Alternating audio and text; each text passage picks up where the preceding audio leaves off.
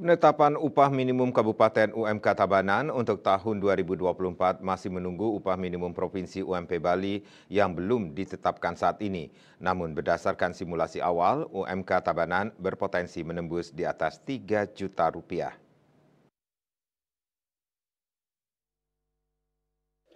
Kepala Dinas Koperasi UKM dan Tenaga Kerja Tabanan Inyoman Putra Rabu 4 Desember mengungkapkan tahun lalu UMP biasanya sudah diumumkan pada 21 November.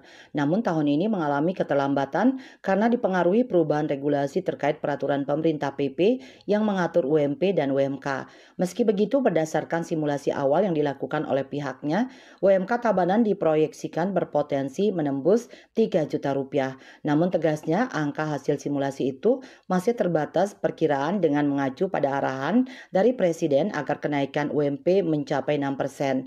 Nantinya setelah UMP diterbitkan oleh provinsi, pihaknya baru akan memproses penetapan UMK bersama Dewan Pengupahan Kabupaten. Selanjutnya mengajukan UMK yang sesuai untuk kemudian dalam diberlakukan.